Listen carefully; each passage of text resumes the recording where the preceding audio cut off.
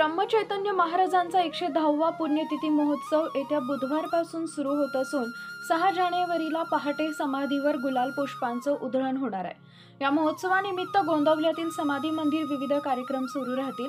येत्या बुधवारी पहाटे विश्वस्तांच्या हस्ते पूजनाने श्रींच्या पुण्यतिथी महोत्सवाला सुरुवात होईल। त्यानंतर स्वयंपाकगृह व गोशाळेतील गायींचे पूजन करण्यात येईल। कोठी पूजनानंतर पुण्यतिथी महोत्सवातील विविध कार्यक्रम सुरू होतील।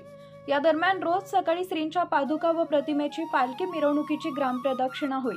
ब्रह्मानंद मंडपात बुधवारी उल्हास कशाळकर यांचे गायन तर अभय घांगरेकर यांचे कीर्तन होणार आहे। गुरुवारी मकरंद देशपांडे यांचे गायन व हर्षद बुवा जोगळेकर यांचे कीर्तन, शुक्रवारी शर्वरी अरगडे यांचे गायन व श्रेयश बुवा मिलिंद बडवे यांचे कीर्तन, शनिवारी संपदा माने यांचे गायन व सुहास बुवा देशपांडे यांचे कीर्तन, रविवारी राजेश्वरी देशपांडे यांचे गायन व राजेंद्र मंडेवाल यांचे कीर्तन होईल। सोमवारी 1 जानेवारीला रघुनंदन पणशीकर यांचे गायन व विश्वास बुवा कुलकर्णी यांचे कीर्तन होईल।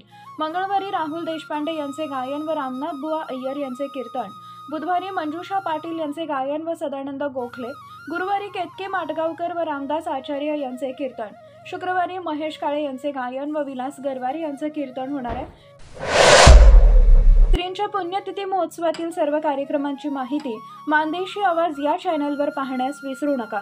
त्यासाठी आता चॅनलला सबस्क्राइब करा।